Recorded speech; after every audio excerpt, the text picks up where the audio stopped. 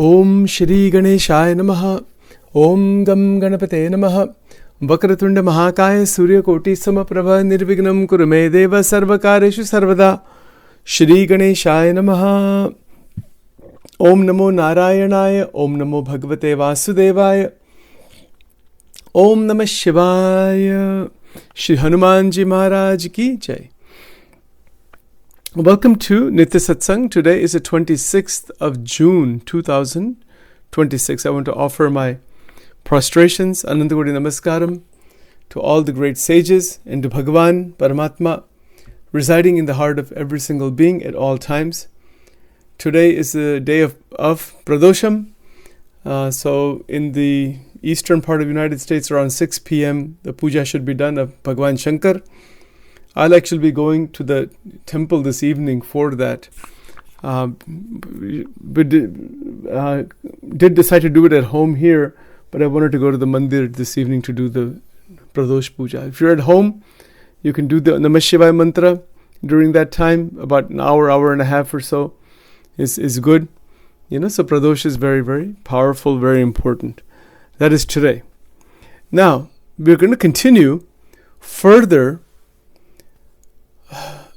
on the realization of the spiritual reality. Many words are there, things like Atman, Brahman, Bhagavan ka Dham, the abodes of God. A lot of these words are there, but I want to try to go systematically in terms of the cosmology as well as the current scientific understanding about the universe, as well as what the rishis discovered and what lies beyond space-time causality. If it gets too technical, please interrupt me. I'll try to break it down further. I try to keep it straightforward as much as possible. But this is a subject we have touched on from time to time. But several people have made requests to enter into this or to really talk about this in much more detail. So that is how we will begin. So we will see how to actually go about this and make the best possible attempt to try to open this subject. So first of all, we don't know for the most part where we came from. The past births, the past lives. How do we know there were past lives? See, there are multiple questions. This is one question. I'll just lay out the questions and then we'll go into the various expositions on them carefully. How do we know, or how does anybody know, is there anything beyond this life? This is the second question. First question is, what were we before we were born? Before we, became aware? Are we just a body? Are we something different from body, different from mind? These are big questions in philosophy, theology, psychology. But my approach here, the approach here in satsang is based on Sanatana Dharma. So the very first question about who we are, who am I?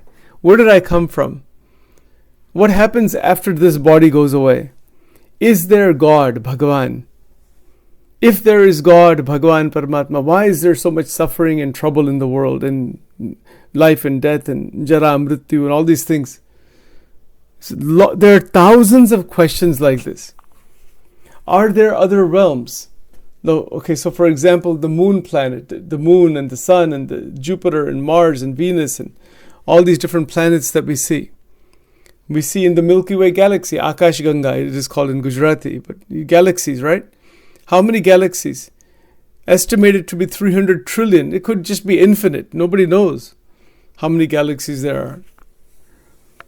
Is there something beyond space? You see, space meaning this bhautik akash. Is there something beyond that? So how would you know that? How can you even know? Even if you had a spaceship or some technology or something, is there some way to go beyond space? Akash, as it is called. You see this? So there are two approaches to answer all these questions. and many questions like that. One is an external, scientific, material level approach. More scientific research, more discovery, more analysis of what is known through our senses. This is one approach. And that's how it is. Even telescopes and all that, they're extension of our senses.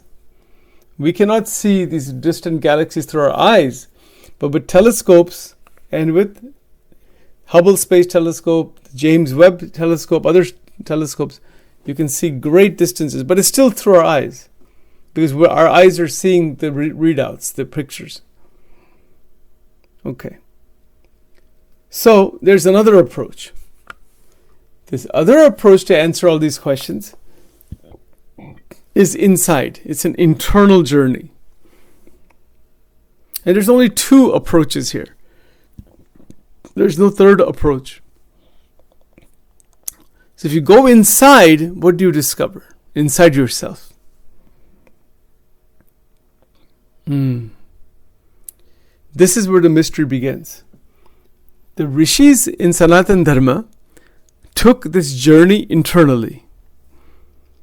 And it's a difficult journey because we have to cross the layer of the mind, the TEMD, thought, emotion, memory, desire. One has to cross through that, go beyond that. Energy is always there, Shakti. But this is universal, and that is crossed only through meditation, prayer, sadhana, prarthana, internally. And it's very difficult. You try to do it sometime, you see how hard it is. But we've talked about that before, so I won't go too much into that right now. But what is the discovery? What did the rishis discover? And sages even today. The first discovery is that the mind is not me. Because this is an internal journey. The external journey is in the modern science by looking outward, outward, outward, outward. The more we look outward, the more galaxies we find, the more material we find, just endless amount. Is there life in that? We'll get to all that later on. But when we even define life, we define it in terms of the life on earth. The scriptures of Sanatana Dharma don't define life that way. There's life everywhere. But not just this kind of life. Biological life or what. There's other kinds of life also. But that cannot be seen only at the material level. It cannot be seen at the material level.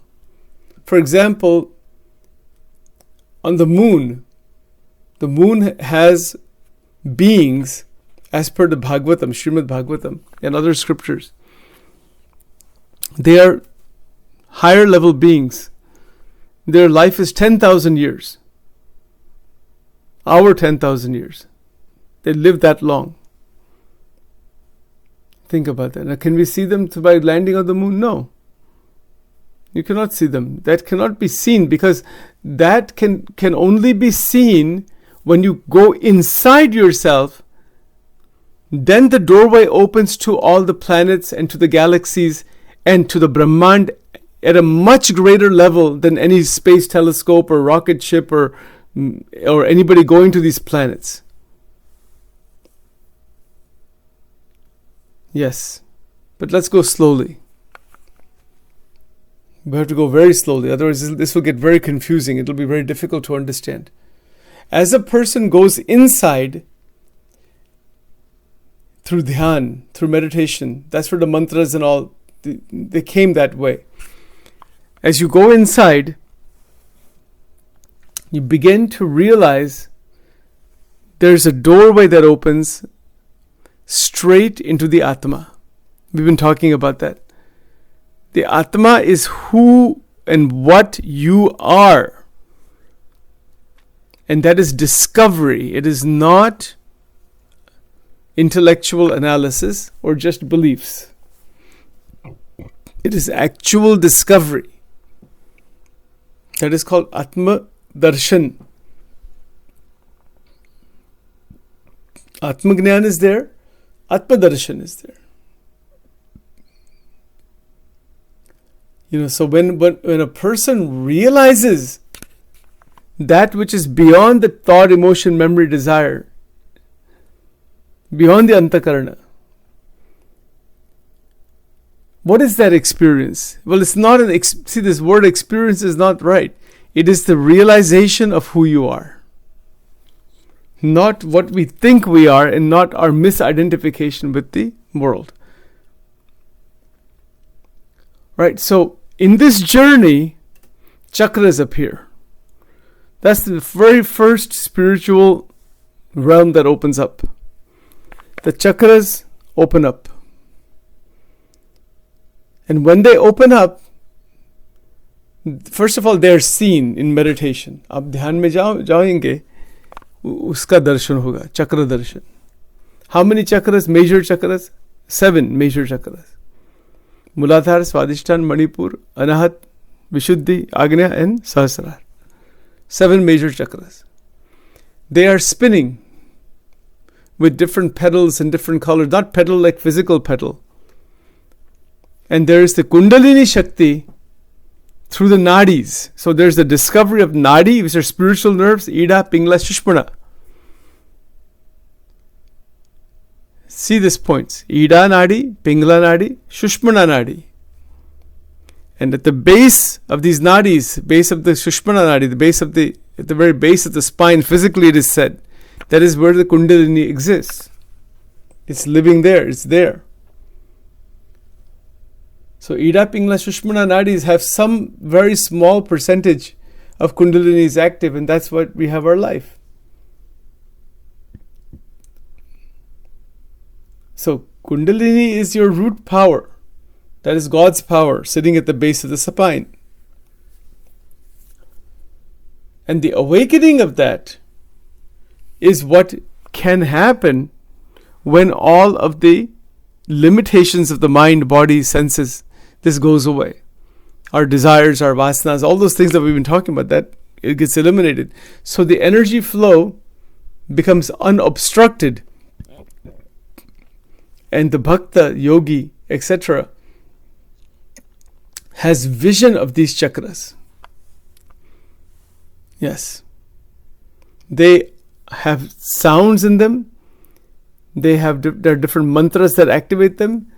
There are devatas in them, deities in them. There are beings in them. And there are also access points to everywhere in material reality and beyond. There are access points. For example, Muladhara Chakra. Muladhara Chakra is at the base of the spine, and it is the place of Bhagwan Ganesha, Ganeshji. Is that some imagination or something? No, it's not some imagination. But I'll give you an example of how that works. When we do Ganpati Upasana, for example, when we do that Upasana of Ganeshji, Sahasranams, Archan Pujan, lot of bhakti with the mantras, Ganeshji ke mantra ke saath. And if you are pure bhakta, absolutely pure bhakta, Muladhara Chakra will open और उसका दर्शन होगा, गणेश जी का दर्शन होगा. And actually what happens when you go into the Muladhara Chakra, that is a doorway into all different realms. But it's very difficult to describe that, because Muladhara Chakra is the very beginning, and it's difficult to describe because it is it's in a different dimension. It's not in this dimension, in our normal consciousness. So when that chakra opens up, there is intense light in that chakra also. It's not physical light. It's not like the sunlight. It is a divine light. So the Atma, we use the word Atma, but the Atma is Sat Chit Ananta. It is a divine consciousness. Not a divine, it is the divine consciousness. And it has infinite power. So Bhagavan is residing in the Atma as per Vishishtadvaita. And when that chakra opens up, one can see that intense, extraordinary divine light. वो आध्यात्मिक तत्व है. This is totally beyond believing in God and believing in Atman and scriptural readings and different sadhanas and all that. This is now आप अनुभव में आ गए. It's a type of samadhi. It's a type of samadhi where one goes into the samadhi. The awakening is so much through everything we've talked about so far, all different forms of bhakti and everything else, antakaran shuddhi and all those things we've talked about. Assuming that's done, you sit for dhyan, Muladhara chakra will open. And you're sitting maybe on a chair, maybe on the ground, maybe you're lying down, wherever. The consciousness of the mind is very silent. Very, very still and silent and pavitra. And these extraordinary things are opening up. And so the yogis, bhaktas, those who are samadhi nishta, can go into those chakras. All 7 of them in different places. We'll talk more about it as we move along. But you go into that, and through the chakra system, you can go anywhere. It's a gateway. It's a gateway to go anywhere. And not just anywhere, to know anything, to know everything. Because siddhis are there. Ashta siddhi, navniti. This is just what's described. Infinite siddhis are there. So when mind is not stuck in playing around on the foolishness of this sansar anymore, इस संसार के साथ कुछ बंधन ही नहीं रहता. That's out. Then you're sitting for bhajan, bhakti in your own sadhana. And so much evolution is there, the chakra system opens up. And when it opens up, these planets you see outside, that is just a very small vision. That's just a layer of what's actually there. Even this planet and all the different jivatma and everything else that is here, different places that are in this world, in other worlds, आप देख सकते हैं. If you're proficient in dhyan, you can see these different worlds, different beings, different planets, galaxies, everything. You're just sitting in your own meditation space. That's why the rishis, they didn't take a rocket ship to go somewhere.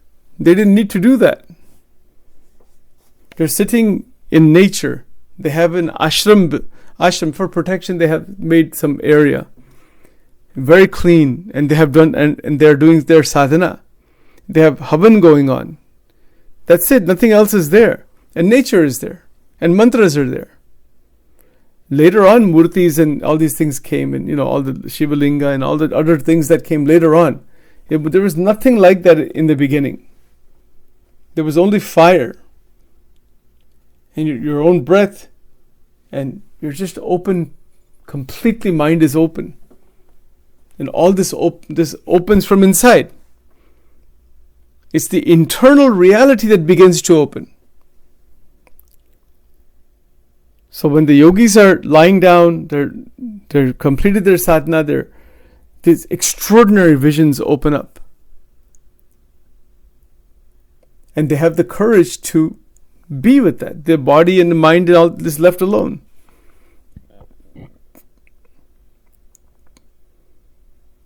Because this is not easy. You're sitting in dhyan and you begin to see the sun. वो जो external sun है, that sun, you begin to see that within yourself. Even if you start closing your eyes and you start seeing lights and flashes or a lot of sunlight, you start seeing, you'll wake up and say, what is this? Something, you say, what is this light? Where is this light coming from? Right? These are difficult things. That's why I've been hesitant to talk about this stuff, because Bhagwan ki jo Sharanagati, Upasana and living a normal, usual life is fine.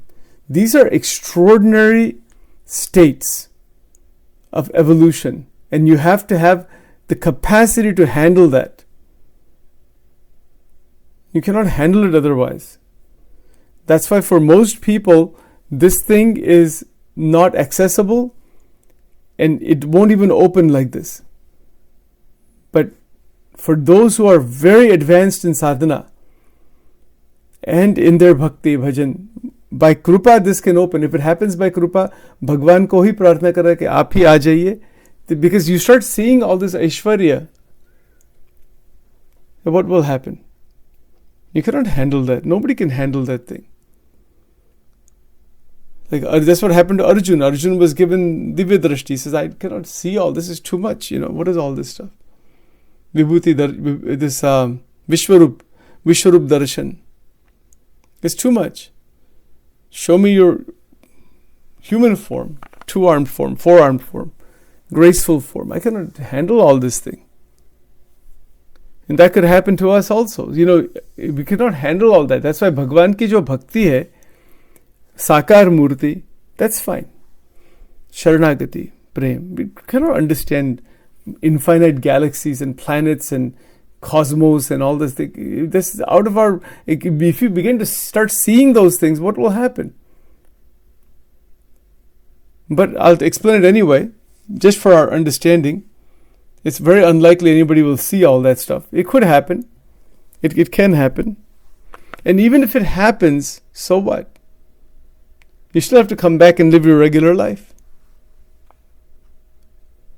Right? So when we leave the body, then you wind up in different places.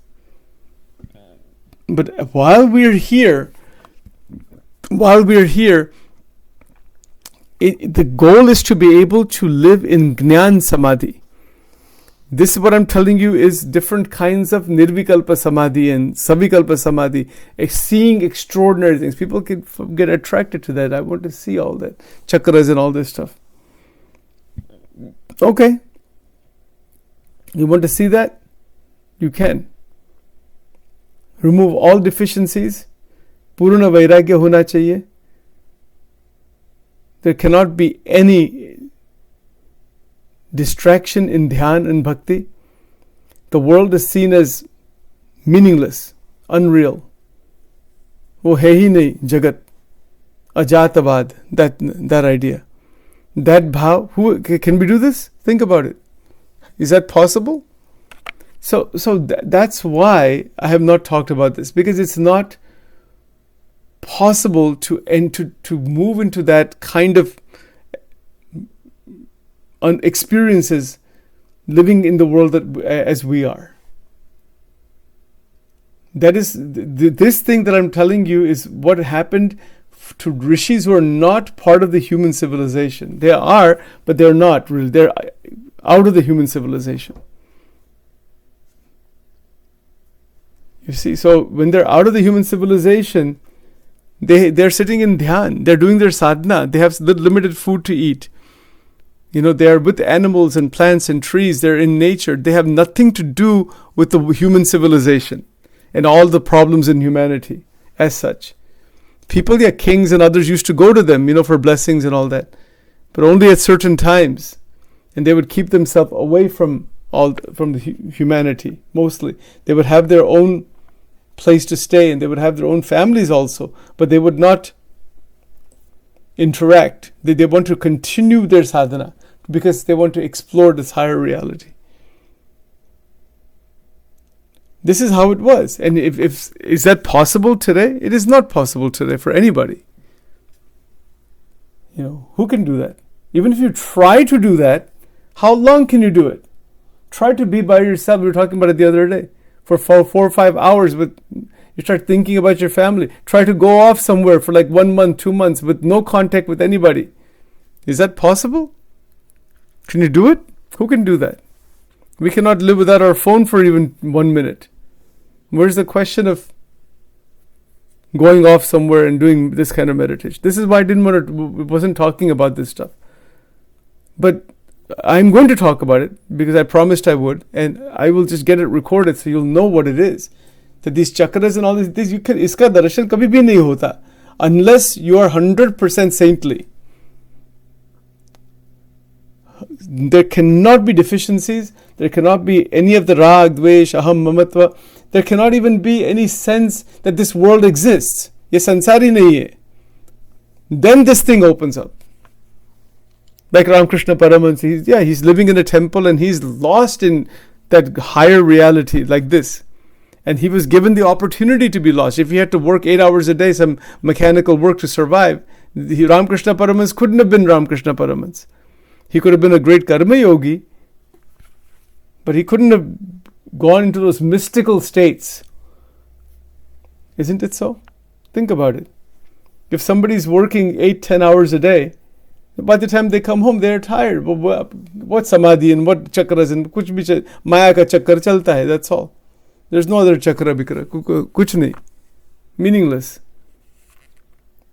So this what I'm going to explain now here is the highest sages who have the opportunity to stay in a place where their needs are met.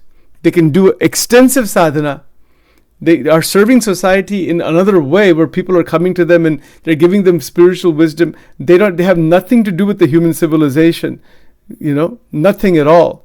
They wish well for all. They're aloof from the human civilization because they're sitting for 15 hours of dhyan every day. Maybe more. And then eventually 24 hours, they're just in meditation. That's it. Bodies have become, they keep their body healthy to do meditation. They're also not concerned about the body. Then these chakras and everything open up. You think that anybody can just sit in dhyan and see the Milky Way galaxy? Or Bhagwan Shankar or Bhagwan Krishna, it's a bade sab avatar and all, to see all that. You can't see any of that stuff. It's not possible unless there is divinity. Now in the Grahastha ashram, other things, we do our duties, and at night time, yes, you can have visions of that. You can have, these things could happen, but there cannot be any harmful entanglement, harmful problems, harmful deficiencies in the sansar. Then this will all happen. Even if you're a grahastha, it will happen in its own way. But if you're just sitting for samadhi, like bade jo yogi ho gaye, they're not part of the human civilization. There have been saints like that. There are. But they have been given that kind of opportunity by an organization, by some people, to do this. Because you still need food, water, clothing, shelter, sleep, place to stay, place to do sadhana. Either somebody has to provide that or you have to create that. Then you can do the sadhana. But if survival is a problem, food is a problem, you don't have space to do sadhana, there's noise pollution, there's air pollution, the human population is constantly disturbing, kya sadhana karenge? So if anybody wants to do this kind of sadhana, you can do it. But it means that even in the householder life, it begins by absolutely considering nobody's mind. Even while living in the householder. Mera koi nahi hai. Ye jagat hi nahi hai, actually. It's there, but it's not there. Are we ready to do that? I'm not saying we should do that. We should do more karma yoga. But this is how these chakras open. They don't open like that. They're not going to open just like that. Ekant, Shanti, Purna Shanti, deep sadhana, and no distraction from anybody. Then that doorway opens into samadhi, nirvikalpa samadhi. Patanjali Yoga Sutras will teach this. Have scriptures been written about this? Yes. Lots of scriptures. But that's not going to help us. Because even if we take that path, are we ready to do 15 hours of dhyan? Can anybody do that? 15 minutes is difficult. So we have to use our usual satsang topics that I've been covering. They're applicable for everybody in the worldly life. There's, but this thing now about Bhagwan ka dham kya hai? It sounds very amazing, and it is. Can you imagine that you're sitting in dhyan, and just Om Namah Shivaya or any mantra you're speaking, all of a sudden the moon appears. All of a sudden you are not in this sansar. Your consciousness has gone straight into the moon, into the sun, into the different planets. Different devatas appear. Brahma ji ka jo lok hai, wahan aap ja sakte. 5 minutes have gone by here, you go over there. 1 second of Brahma ji is 600 years. If you go into that samadhi, even for 5 minutes, you'll feel like you're gone for thousands and thousands of years. Are we ready for that? Is that even possible for any human being? This is the glory of the great saints, rishis. This is how they were. They were not any ordinary beings at all. And from there, all this evolution came about. So our approach is more Gnan Samadhi, more living in the world, doing our activities, doing everything properly, and then at the same time trying to evolve. That's fine. Ashray, Bhagwan ka ashray. And even if you go see the moon and the sun and the galaxies and other things, so what? Is that God? It's kind of, yeah, partially. But you can be lost in that. Person can get lost. That's a super Maya. There's Maya and there's this supra Maya. One can be trapped in that, lost in that. Let's stop here for now, and we'll continue on this. I have to think a little bit more about how to present this, because I am somewhat hesitant to do this, but still, it's okay. It's a very, very highly difficult, highly intricate subject.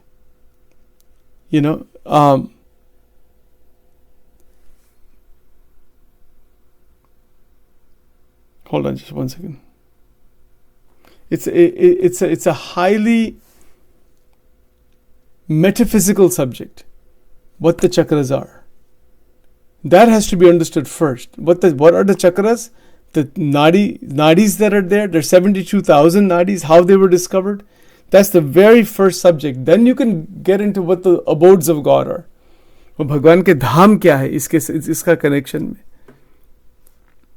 But this is all very advanced spirituality. Even as householder, it's possible. It's not impossible. But there cannot be even the slightest feeling of ahankar, me or mine for this sansar. Otherwise, one cannot see any of this. Yeah, it won't happen. You can do sadhanas and sometimes some mystical experience might happen, but one will just drown in. People have dreams, they have dreams sometimes of spiritual dreams and all that. That's okay. It doesn't last. But for an Jivan Mukta, in terms of a liberated being who is a Siddha, we can also be Jivan Muktas and live in the world. And it's also possible to be a yogi and not consider the world at all and just continue for the highest sadhana, for the highest realization. And from there, after all those things happen, if one comes back into this world, then one is living completely in a freed state. If one doesn't come back into the world, the body is gone. This is what it is. The great highest yogis, they can leave the body anytime. These are difficult. I'm still not sure how to go about talking about all this. But we've never talked about it before in detail, and I want to get into it just to explain what it is. So, because we talk about things like Golok and Vaikuntha, we use these words all the time. Through Shraddha, it's okay. Bhajan Bhakti, from our level, it's okay. Bhagwan ko prarthana karte hai, bhajan karte, mantra karte. We hear about this, that Bhagwan ka dham hai. But what is it actually? Is it accessible? Is it seeable? Is it possible to move into that domain? Yes. But it requires unbroken connection with Bhagavan. Unbroken movement of energy towards the highest of reality. Mind cannot be spinning around in the worldly activity. Right? So let's stop here for now. We'll pick it up tomorrow. Om Vakratunda Mahakaya Surya Koti Samaprabha Nirvignam Kurumedeva Sarvakarishu Sarvada Shri Ganeshaya Nama Om Ganganapate Namaha Om Rim Swaha.